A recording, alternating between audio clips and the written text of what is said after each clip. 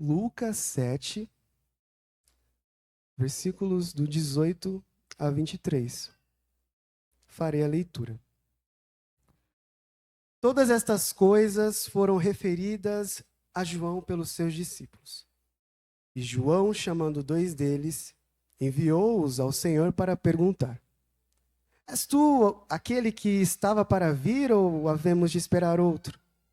Quando os homens chegaram junto dele, disseram: João Batista enviou-nos para te perguntar: És tu aquele que estava para vir ou esperaremos outro?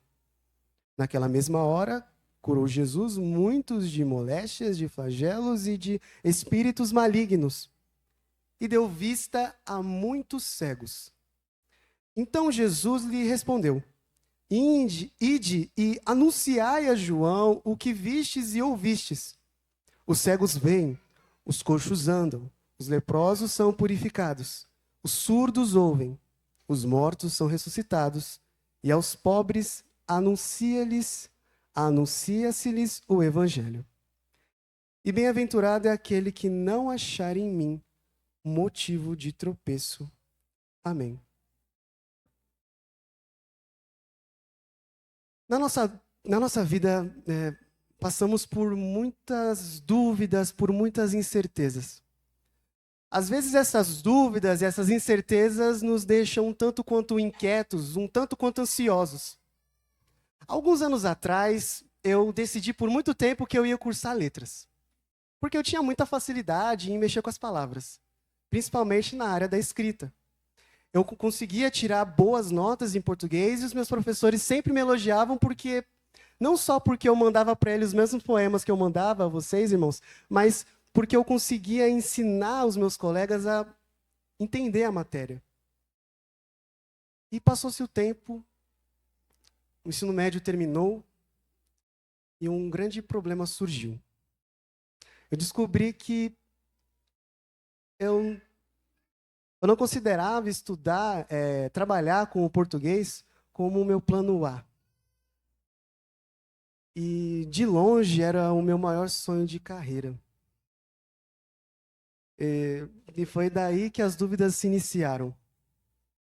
Eu descobri que aquilo que eu mais gostava era servir a igreja. E no meio de tudo isso, no momento em que eu estava passando por esses entraves, esses dilemas, eu não estava muito bem com a igreja com a qual eu congregava. Porque eu já era reformado naquela época, eu já tinha pensamentos diferentes, então eu não podia atuar na área do ensino. Isso me deixava agoniado. Eu não sabia mais o que fazer, eu comecei a ter vários problemas psicológicos e no alto do, no, age, quer dizer, no auge dos sentimentos, no auge daquela agonia, na varanda de casa eu olhei para essa igreja. Eu moro aqui do lado. Eu estava na varanda e, no momento, eu orei ao Senhor, olhando para essa igreja, dizendo: Senhor, será esta a igreja que eu vou servir? Será esta a igreja que eu vou dar a minha vida? Eu vou servir o máximo que eu posso.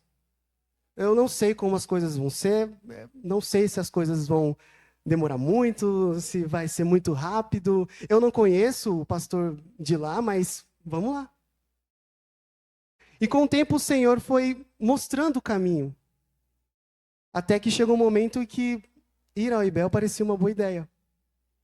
E o Senhor foi me guiando até agora, onde daqui uma semana eu vou ao IBEL. Na nossa vida, passamos por muitas dúvidas, por muitas incertezas. Mas não é que as dúvidas são um pecado em si. Mas a questão é, como é que lidamos com elas? Como é que lidamos com as dúvidas que invadem a nossa mente? A história de João Batista é muito interessante, né?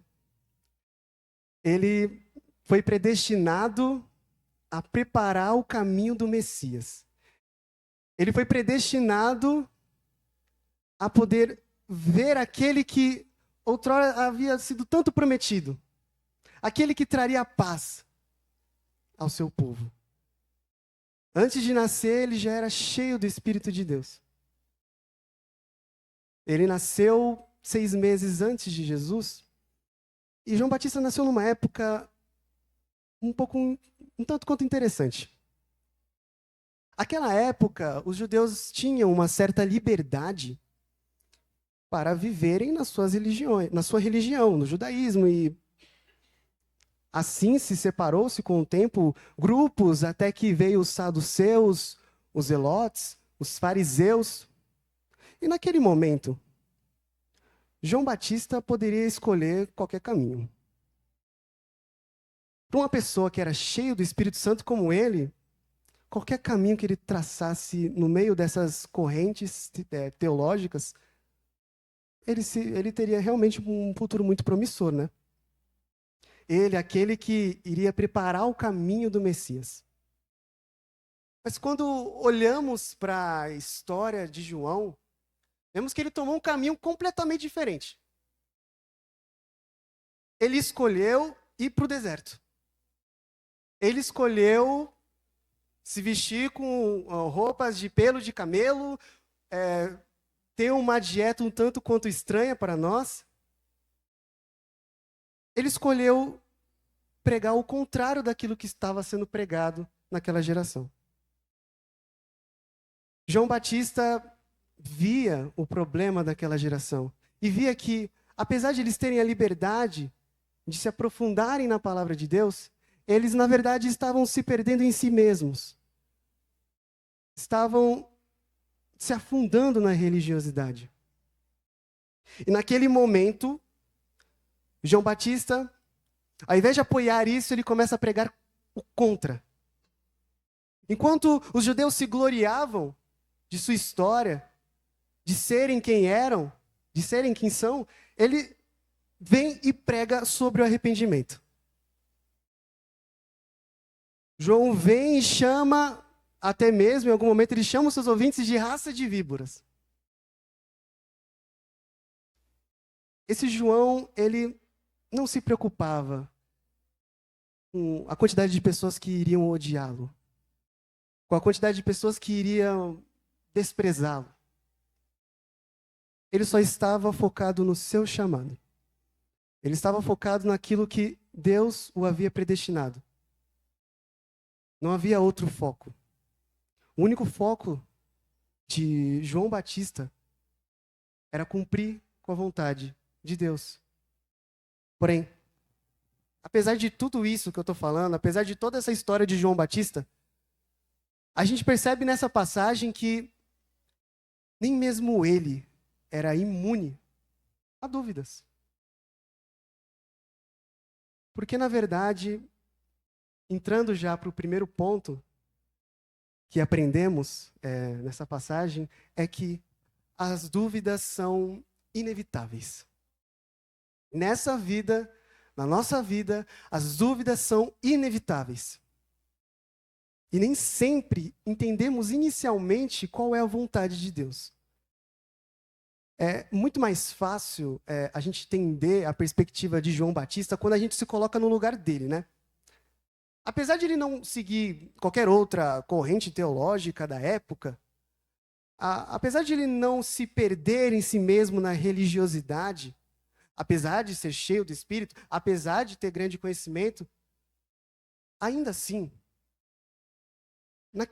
naquele momento, muito provavelmente, João acreditava que, ao mesmo passo que Jesus viria com o reino de Deus, ao mesmo tempo que o reino de Deus estava vindo, simultaneamente o juízo também viria. Mas, ao mesmo tempo, enquanto ele chamava então o povo para o arrependimento, anunciando que logo viria o juízo de Deus sobre a terra, ele agora se encontra num momento muito inesperado. Enquanto ele chamava os seus ouvintes de raça de víboras, Jesus curava os seus ouvintes. Enquanto João Batista estava falando sobre o juízo de Deus, Jesus estava pregando misericórdia. não era algo que exatamente João Batista poderia prever. Afinal, Jesus é a luz que iluminou tudo aquilo que estava obscuro no Antigo Testamento. Era sabido que o Messias viria. Mas, como eu disse, nem sempre entendemos inicialmente qual é a vontade de Deus. Com o tempo descobrimos. Mas não é como se já soubéssemos quais já serão os nossos passos, um por vez. Apesar disso, apesar dessa situação que João Batista estava, a forma como ele reagiu nos ensina muitas coisas. Ao invés de ele guardar essa dúvida, engolir essa dúvida para si mesmo, ou até mesmo fraquejar na fé, ele fez o contrário. Como muitos pensam, quer dizer, alguns pensam, João Batista não teve a sua fé enfraquecida. A fé de João Batista não titubeou. Ela não caiu para a esquerda e nem para a direita. João Batista tinha e teve até o fim fé em Deus. Mas, ao mesmo tempo, em meio a esse cenário de coisas inesperadas acontecendo, a primeira reação de João Batista foi se socorrer a quem? Foi buscar a quem? João Batista fez aquilo que nós deveríamos fazer. Em meio às dúvidas, em meio às incertezas, a primeira reação de João Batista foi ir atrás de Jesus e saber que resposta ele daria. Porque para ele, quem resolveria a própria situação era o Senhor. Isso nos ensina que não importa o quanto nos consideramos crentes, o quanto tempo estamos aqui na igreja, não importa o quão servos somos, o quanto estamos servindo, não importa quanto conhecimento bíblico a gente pode ter, porque no fim das contas, quem vai resolver as traves do nosso coração, quem vai resolver os dilemas, os conflitos do nosso coração, será somente Jesus. Não há outro que possa fazer isso. Apesar de a gente não saber no início como as coisas vão se dar, a gente aprende que no meio disso, a melhor resposta que podemos ter, a melhor reação que podemos ter é nos socorrer a Jesus. Porque Ele nos responderá da melhor forma. Vamos ler do versículo 21. Está escrito assim: naquela mesma hora curou Jesus muitos de moléstias e de flagelos, e de espíritos malignos, e deu vista a muitos cegos. Nesse momento, Jesus poderia repreender João. Afinal, João Batista levou os seus próprios discípulos para perguntarem a Jesus, no meio da multidão que o ouvia. Ainda assim, a resposta de Jesus foi surpreendente. Jesus prefere responder não com meras palavras, mas Jesus responde através de sua obra poderosa. Esse Jesus que estava curando os cegos, este Jesus que estava expulsando os demônios, este Jesus que estava fazendo tudo que os evangelhos nos mostram,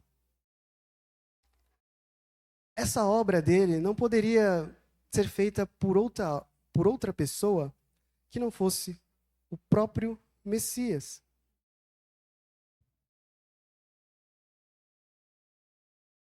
Jesus entende o que João Batista está passando. Jesus é compassivo. Ele entende a dor do seu servo. Ele sabe o que se passava na cabeça de João. Mas ao invés de repreendê-lo, ao invés de falar de uma maneira mais rígida, de uma maneira mais rude, apesar de que ele tinha o direito de falar da forma como gostaria, ainda assim, ele agiu de forma misericordiosa para com João. Ele disse para João: João, o que era para o Messias fazer, eu estou fazendo. Não há outro que possa fazer estas coisas que não seja o próprio Messias.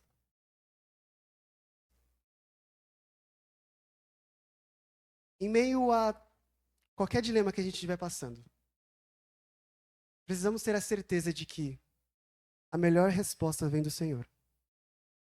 A melhor resposta está na palavra dele. Por isso precisamos nos aproximar dele. Não adianta a gente querer resolver tudo sozinho. Porque as coisas tendem, na verdade, a piorar se eu for assim. A gente depende dele. E é só ele que vai resolver essa situação. Então, no primeiro ponto, a gente aprende que as dúvidas são inevitáveis, elas vão acontecer, mas a gente pode se socorrer a Jesus. E ele nos dará a melhor resposta. Claro, no seu devido tempo. O segundo ponto que eu gostaria de destacar nessa passagem é que crer envolve sofrer. Se por um lado a resposta de Jesus revelava bênçãos àqueles que estavam agora ouvindo, se por um lado Jesus estava realizando todos aqueles milagres, se por um lado Jesus estava ressuscitando os mortos, Jesus estava fazendo com que os enfermos obtessem a cura. E não só isso, Jesus até mesmo libertou aqueles que estavam sendo oprimidos por demônios. Mas este mesmo Jesus que estava libertando os oprimidos por demônios que estavam somente agora ouvindo ele pregar, ouvindo ele anunciar o evangelho, João Batista, aquele que preparou o caminho, aquele que foi predestinado àquilo, aquele que pregou que o reino de Deus estava vindo, aquele que fez tudo o que fez, que entregou a sua vida, Jesus não estava indo atrás dele para libertá-lo. Nós conhecemos a história. No final da vida de João Batista, ele teve a cabeça decepada e servida numa bandeja ainda por cima. O que eu quero dizer é que, apesar de servirmos a Jesus, apesar de estarmos com Ele, isso não significa que sempre estaremos numa situação favorável. Às vezes, em muitos momentos, a gente vai acabar entendendo, ou melhor, a gente precisa entender que é impossível ter fé nesse Deus que nem sempre revela detalhadamente como as coisas vão acontecer, sem que a gente sofra no meio do caminho. Não é só porque seguimos a Jesus que estaremos sempre na melhor situação. Por isso devemos ter cuidado com as expectativas. Como foi comentado antes, nem João Batista e ninguém saberia exatamente como seria a primeira vinda de Jesus. Porque também, como disse, ele foi a luz que tirou toda a dúvida. Tudo aquilo que estava obscuro.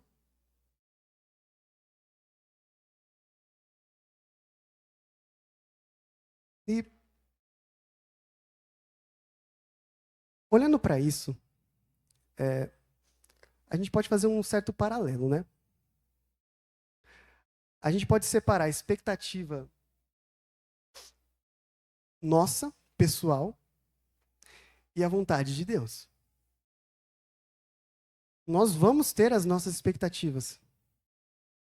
Porque, afinal, não sabemos o que vai acontecer daqui uma hora. Mas a gente precisa entender que a gente não pode criar expectativas que estão além daquilo que a Bíblia promete. No final de contas, não importava muito assim como João Batista, ele pessoalmente imaginava que seria a volta de Jesus, a primeira vinda de Jesus. Isso não entrou muito em jogo. Isso não entrou muito em questão. Porque no final de tudo, o que importava é que era a vontade de Deus estava sendo cumprida. Jesus respondeu dessa forma: João, eu estou fazendo aquilo que eu deveria fazer. Não tem com o que se preocupar. Não importa, na verdade, como as coisas vão se dar daqui para frente. O que importa é que a vontade de Deus, que é sempre melhor do que a nossa, a vontade de Deus, ela vai exceder as expectativas nossas. Porque nem nós mesmos sabemos o que é melhor para nós. O que sabemos, o que temos certeza é que Deus sabe. Então, precisamos entender que, no mesmo passo que cremos, também sofreremos por isso. Também sofreremos as consequências disso. Que devemos ter cuidado com as expectativas, mas também que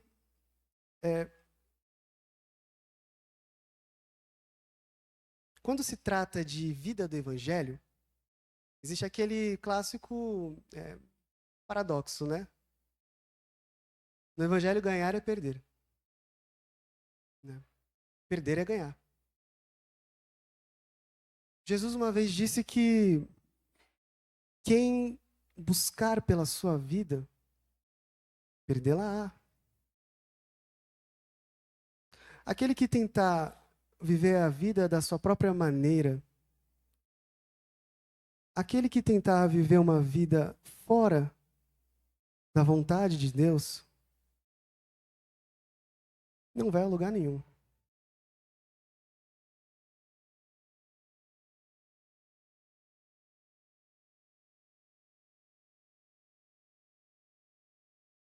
Viver uma vida de fé envolve ignorar até mesmo alguns desejos que não são muito certos. Viver a vida do Evangelho é entender que o perder, o ato de perder, como eu posso dizer? O ato de perder a oportunidade de viver uma vida confortável e tranquila nesse mundo. Essa vontade de querer viver tudo aquilo que o mundo pode oferecer. O ato de a gente viver isso não é ganhar, mas perder. E perder isso é ganhar. Porque se por um lado perdemos aquilo que é temporário, ganhamos aquilo que é eterno. Enquanto João estava se preocupando com aquilo que era transitório, aquilo que era temporário, Jesus estava se preocupando com aquilo que era eterno. A nossa fé não pode se enfraquecer em momentos difíceis. As dúvidas vão surgir, as incertezas vão surgir, mas a fé não pode ser abalada. No primeiro ponto, entendemos que as dúvidas são inevitáveis. No segundo ponto, entendemos que crer envolve sofrer. Agora, no terceiro ponto, precisamos entender que a promessa está garantida. As dúvidas sobre como as coisas vão acontecer é inevitável. Mas, em contrapartida, se há algo em que podemos ter a total certeza é de que não há motivos para duvidar de Jesus. Jesus está dizendo no versículo 23: E bem-aventurado é aquele que não achar em mim motivo de tropeço. Na versão da NVI está escrito: E feliz é aquele que não se escandaliza por minha causa. Na nova tradução da linguagem de hoje está escrito: E felizes são as pessoas que não duvidam de mim. É interessante quando a gente analisa essas versões. Parece que as coisas ficam mais claras. Jesus está dizendo: Feliz é aquele que não olha para mim como um motivo de tropeço. Feliz é aquele que olha para mim e não duvida de mim. Feliz é aquele que olha para mim e não se escandaliza. Feliz é aquele que tem fé em mim, apesar dos pesares. Não podemos duvidar de Jesus. Porque é na certeza que temos em Cristo que podemos descansar. A graça de Jesus foi muito surpreendente. Jesus vem e mostra que o reino de Deus abre portas para estes que Jesus citou: os cegos, os coxos, os leprosos, os surdos. Estes eram os mais rejeitados da época. Estes eram os considerados a escória da sociedade. Mas foram estes que Jesus escolheu para curar. Foram estes que Jesus escolheu para restaurar. O reino de Deus abre portas para aqueles que antes eram rejeitados. Cristo estava para mostrar para João que, na verdade, o reino de Deus superava qualquer expectativa que antes havia sido criada. Pois esse que ressuscitava os mortos tinha poder sobre a morte. Logo, não precisamos mais nos preocupar com a forma como iremos morrer, com a forma de como iremos morrer, mas sim com que tipo de ressurreição teremos no futuro. É nessa certeza de que Jesus nos levará até o encontro com Ele que nos faz descansar em meio a dúvidas. Porque no meio de tudo isso,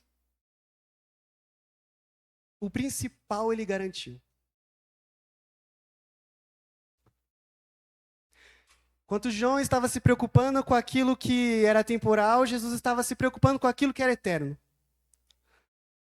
No final de contas, não importando mais o que é que João Batista esperava, o que é que outro profeta imaginava como seria a primeira vinda de Jesus, isso não importava, porque no final de tudo, aquilo que João Batista, aquilo que os profetas, aquilo que todos aqueles que seguiram ao Senhor mais desejavam, foi garantido.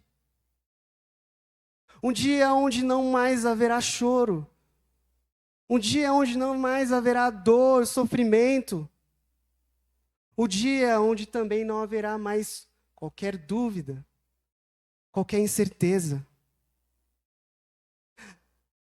Porque aquele que começou a boa obra é fiel para terminá-la. Mesmo que não saibamos exatamente como essa obra se dará.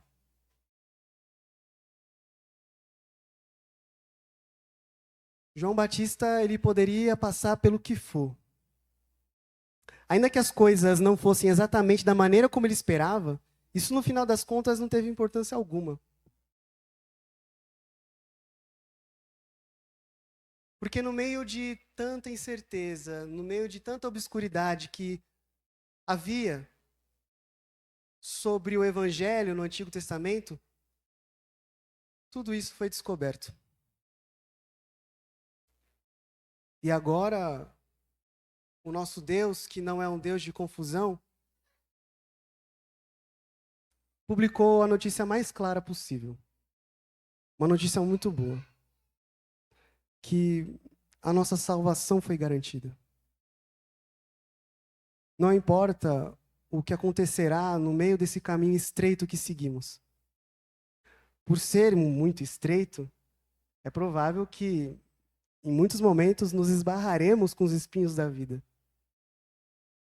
Mas ainda assim, o que deve, ou pelo menos deveria, nos motivar é saber que no final desse caminho estreito, no final desse caminho que envolve o sofrimento, no final desse caminho que envolve dúvidas, que envolve confusões, que envolve frustrações, no final desse caminho, haverá um momento que não haverá mais obstáculos. João queria estar do lado de Jesus ali. João Batista gostaria de estar servindo ali, lado a lado, por um bom tempo ali com Jesus. Mas as suas correntes o impediu. Nem sempre as coisas se darão como queremos, mas o que nos traz alívio é saber que não haverá mais frustração. Não haverá mais choro. Não haverá mais angústia. E o que restará não será dúvidas, mas certezas. Amém? Fechem os olhos e busquem ao Senhor.